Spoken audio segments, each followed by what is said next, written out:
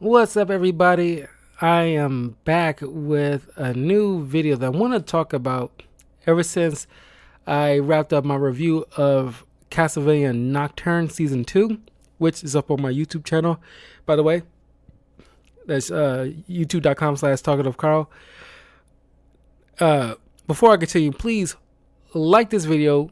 Follow me in the links in the description below, such as my Twitch, Patreon, Twitter, all that good stuff, and leave a comment below. Let me know your thoughts on how to make good video game adaptations. Now, in recent years, we've been getting like a good slew of good video game adaptations, either in TV shows or via the movies. Now, sure, not all of it has been perfect, but I want to address the fact that how when the good ones hit, they really hit. Why?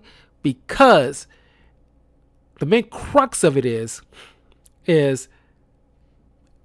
well, at least two things: faithful to the source material and knowing your audience.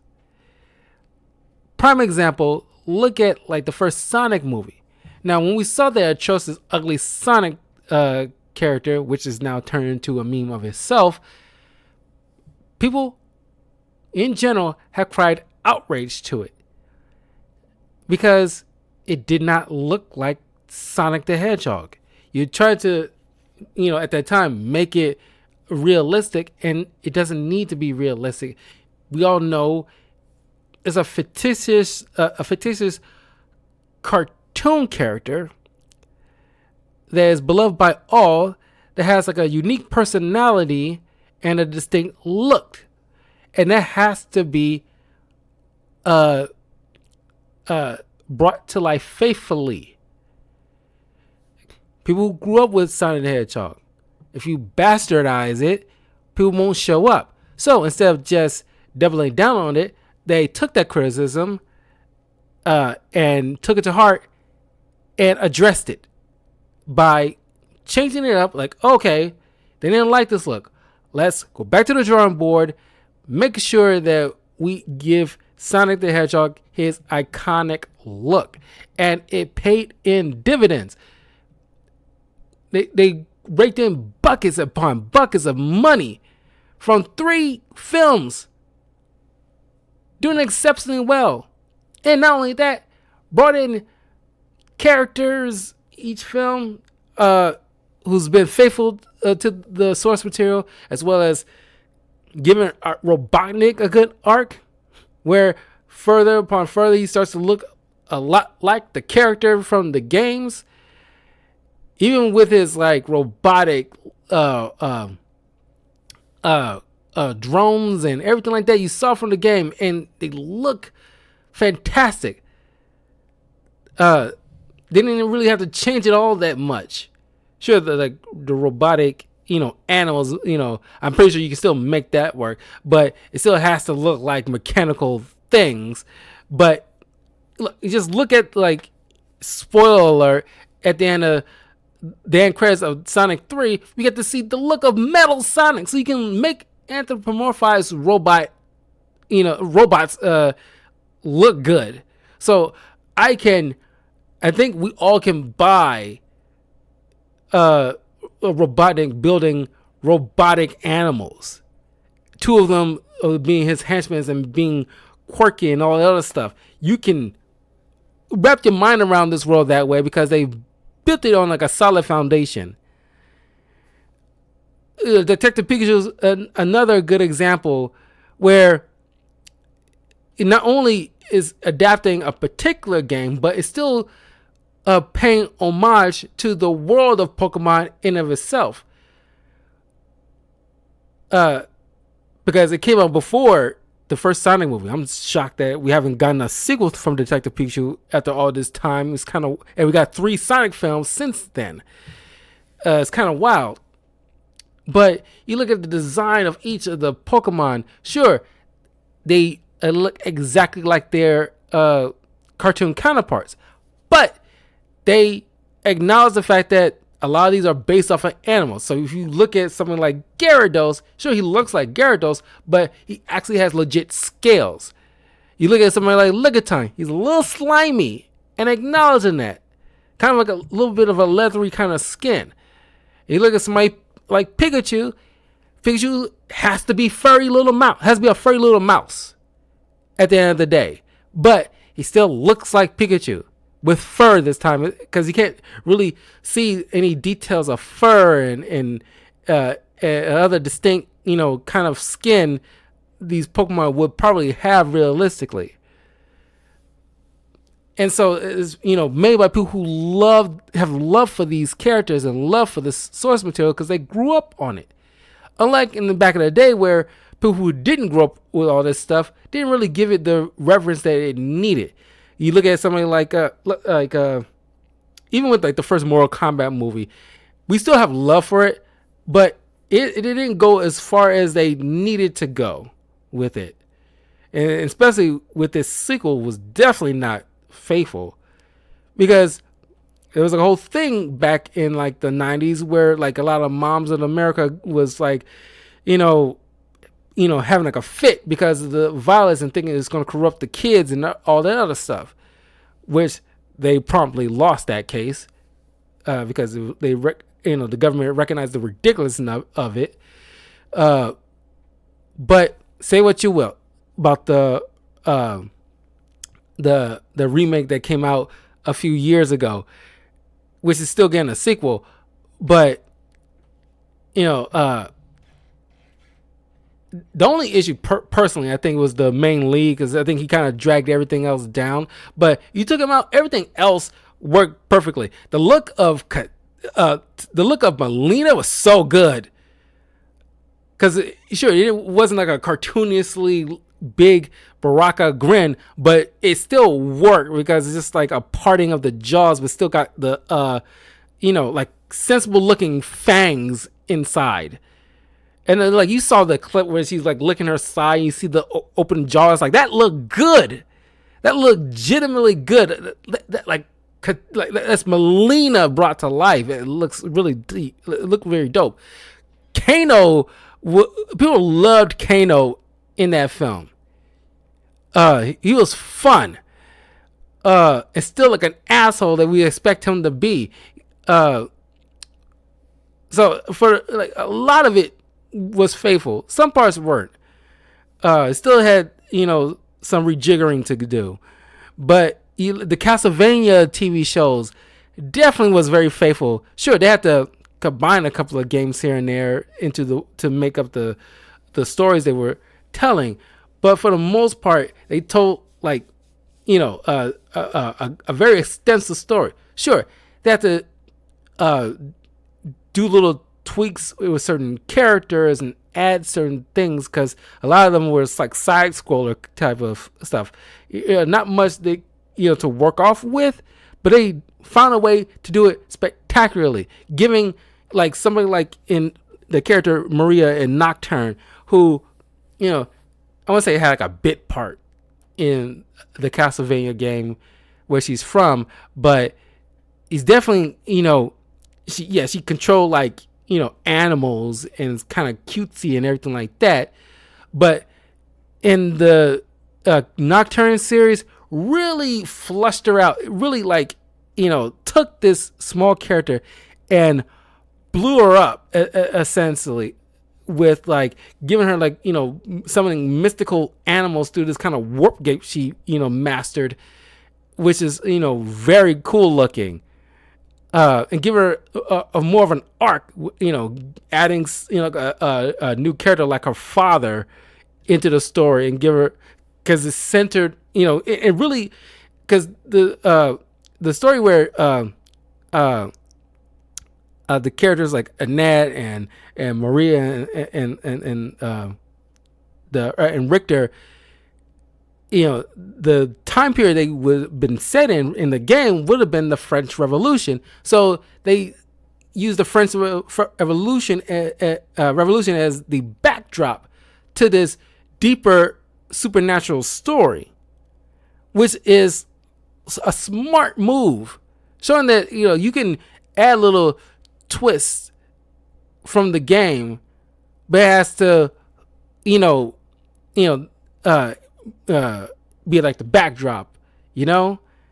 The French Revolution should not take over the complete story, or have Alucard, drop it in and talking about this deeper story about Marie Antoinette or something like that. Like that takes away what you're trying to do.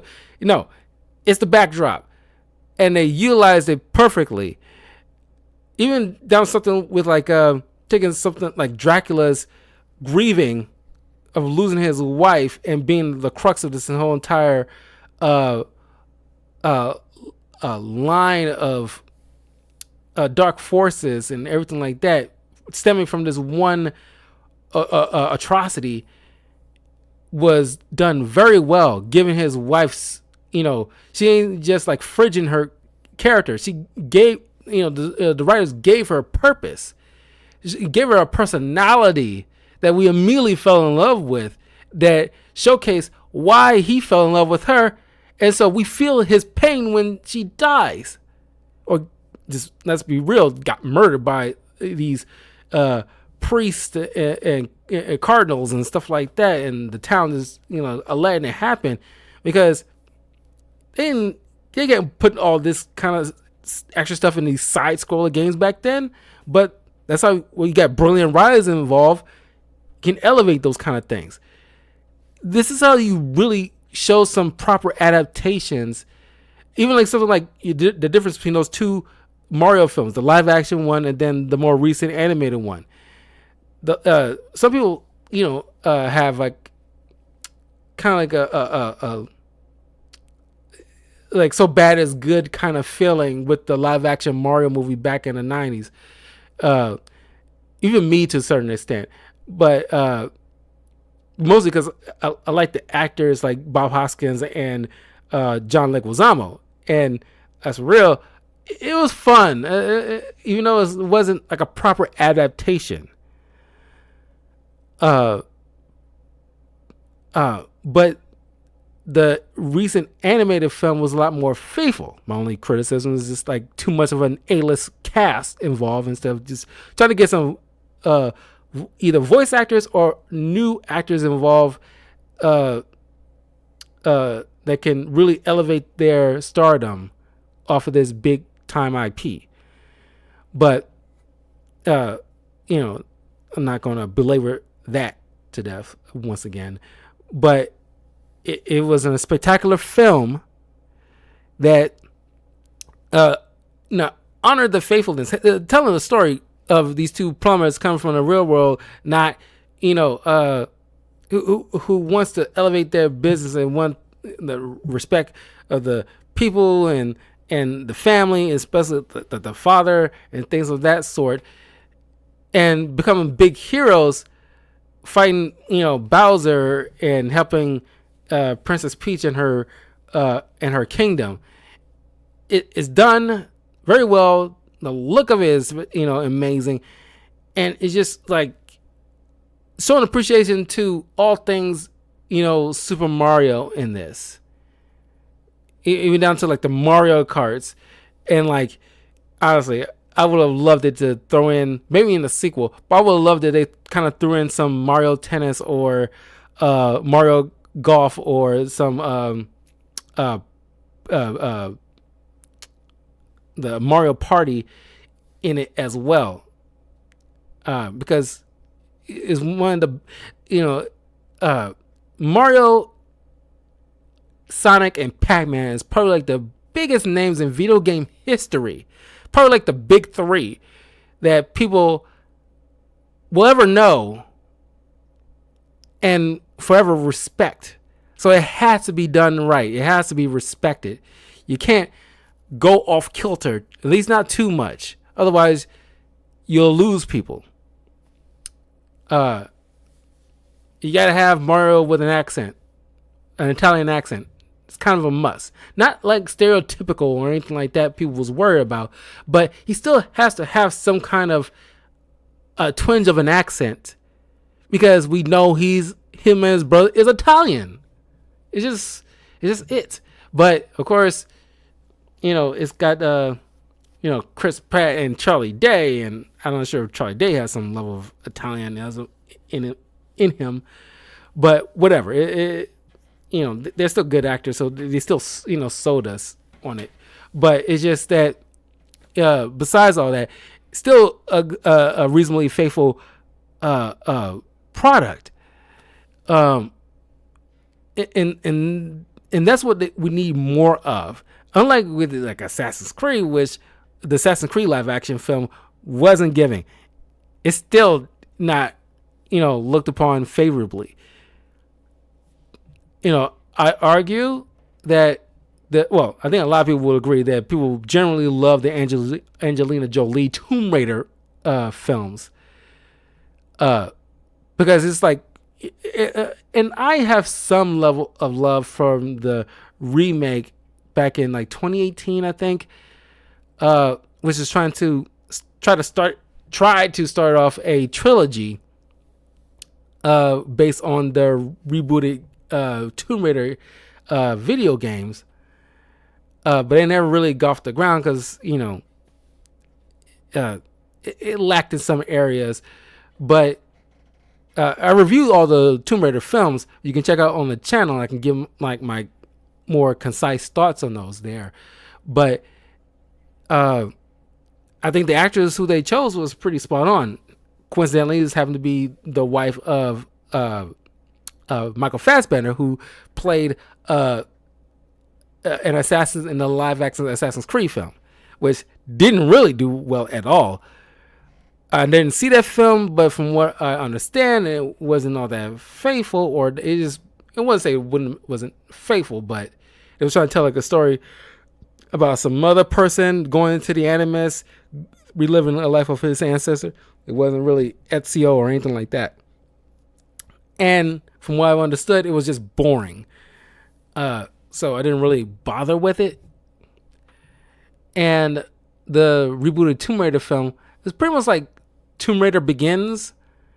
And I didn't mind it. I thought it was okay of a film. It was fine, but I guess it wasn't good enough to warrant a sequel, which is a shame. Because I think, after they set the groundwork, they can really get the ball rolling in the foreseeable sequel. But it wasn't meant to be, I guess. But I think also, I think people are more more receptive of a video game adaptation via a TV show or movie. But it just has to be it has to honor the source material, respect the source material. Don't treat it like you're adding to it, not trying to take it over. That's the thing. And you have to have like a right off the gate a story and that you want to tell within this world. You gotta give character arcs to these characters that we love so much, that fit into the narrative you're trying to tell, and honor the source material, and and don't mistreat anybody, or just don't make them look like crap, because that'll be a turnoff. But man, it's like, unlike mid 2000s prior. Well, let's say I guess maybe like 2010s prior, there wasn't that many faithful adaptations. But I think post 2010, little by little, we started getting a lot more faithful adaptations. It's still a little bit of ways to go. We still every once in a while getting like terrible adaptations, like the Netflix animated Tomb Raider film, which didn't look all that too good, so I didn't bother watching it. And they definitely retroactively changed up Lara Croft to have some kind of relationship with this woman, which was never a thing with Tomb Raider, because she has relationships with men. She, by and large, she was a straight woman. And then B, they trying to make her super Buffy, not Buffy the Vampire Slayer, just like bulky. And it's just like, No, she's athletic, she's slender, but you're trying to make her look like a Tonka truck, and it's like what are you trying to do? And that's an example of not being faithful to the character. You're trying to retroactively change her to fit like your, or at least whoever was writing this or show running this, your warped sensibilities of what like doing those like what do you call those things, like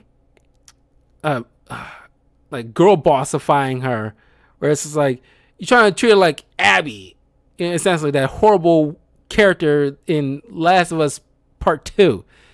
You're trying to give her like a bulky physique. It's like she's a strong woman, and it's like no, she's a slender, athletic woman that's still very feminine. It has feminine features still, and you're twisting her up, and it was like a big turnoff to a lot of people, especially extreme Tomb Raider fans.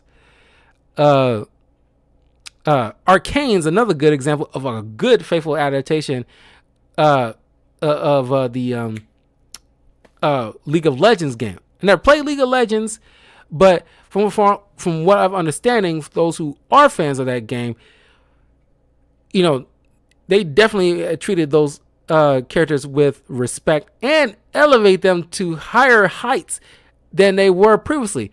Nobody really was checking for Jinx before until we saw her start her stuff in the Arcane series, which was freaking amazing.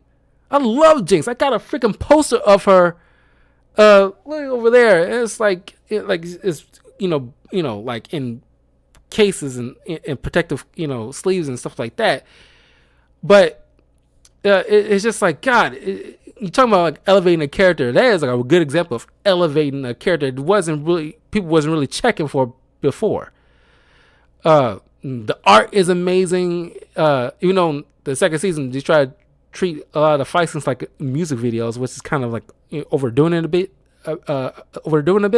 But besides all that, very good, very well done, and shows the level of skill you have as a writer. But taking, like with Maria in Castlevania, taking like a small niche character or small-ish character, and just really giving her something to work off of, to give her like some credibility to being here, and giving her complex layers to the character that we can gravitate to. And that's another thing. Don't make these characters one note. Nobody likes one note characters. But if you're doing so, for the most part, it has to be for villains. They have to be relegated to villains, or at least henchmen, because they're the only ones that can people can willingly buy the fact that they're one note, like the Arkham City thugs. Sure, you can let them be one note characters because they're thugs. Nobody cares. But you can have like complexities with like Penguin or Joker. Well, hell, even Joker is one note if you think about it, but he's a fun one note character. But it all depends on how well of a writer you are to make that work. What else? It was like a spectacular adaptations. Those for right now. Those are like a good examples. I'm pretty sure I'll come up with some more long after I end this video. But man, the ones that I named are like good blueprints on how to make proper adaptations, because you cannot just half-ass it. Otherwise, you'll barely get you'll get canceled before your first season even finish, when people are turned off by it, or you deviate from the source way too much or too often. Man, it just you gotta make sure you do this right. Like I said, it comes down to two things: respecting your audience, or say knowing what your audience wants and who your audience is, and respecting the source material. Or at least respect the source material and knowing your audience. Those are at least two primary things. Everything else you can play, a little bit with the source, at least the source material, going beyond that. But the two things has to be the baseline. That has to be the foundation. Then you just build on top of it.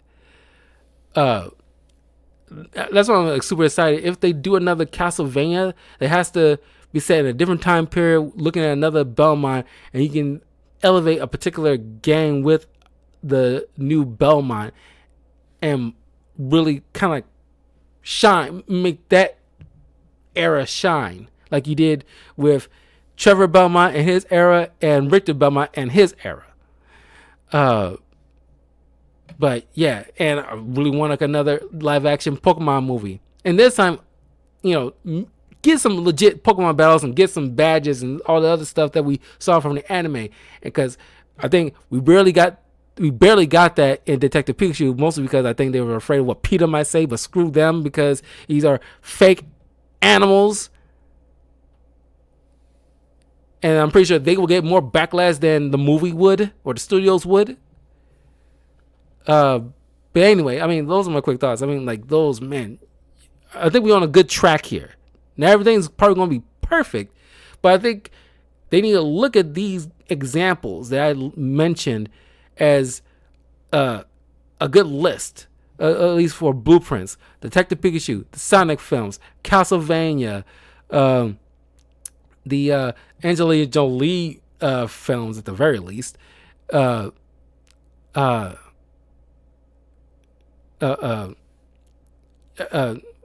there's more. Arcane. You look at these as like as examples. They're the gold standard, and you put them on your wall and say like, okay, what make these work? Let's try to replicate it, and you'll be on a good Sonic. The Super Mario movie as well. Like put it on a poster on a whiteboard or something like that for your writers and your team to look at. It's like, okay, these are the gold standard. How we can do our thing for this particular IP and replicate these success stories. That's what you need to do moving forward, because and then not, and of course the Last of Us TV show and Fallout TV show is another good examples. Never played those games, but I know of the source material, and from my understanding, they were very faithful to it. So those would be on the whiteboard for any future film or TV show writers to forever, whatever IP they're trying to adapt from whatever video game, and just look at those up on the whiteboard. And it's like, okay, these are our success stories. We need to copy their blueprint so that way we can have a success story as well. That's my thoughts. But what do you guys think? Am I on the right track here? Because honestly, what video game do you think can easily be elevated if the showrunners of Castlevania or the directors of the Sonic film, if they get their hands on, can they really, if they can make this whatever game really shine? Because besides a sequel to Pokemon, or just make a Pokemon movie following a particular character, I don't know, a video game. I would say Dante's Inferno, but technically it was like a animated film adaptation that was really good. Which, by the way, I did do a review on. You can check out on my channel. But watch the animated film because it's really good. But the Darksiders games. I think the showrunners of the Castlevania game, the Castlevania TV series, should take the Darksiders games and try to turn them into TV shows. A couple of seasons focusing on, or at least a season focusing on war, then the next one focusing on death, adapting the TV show there, and the third one adapting about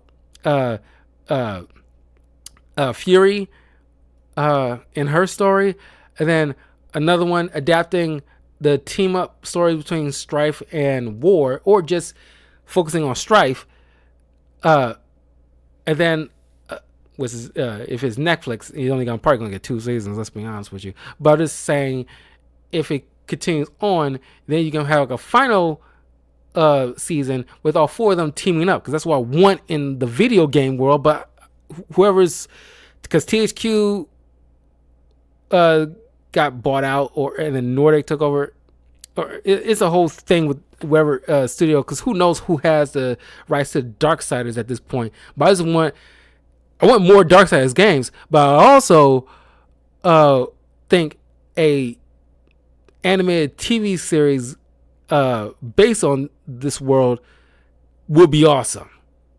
I doubt it'll work in a film setting, unless it's like a direct streaming type of thing.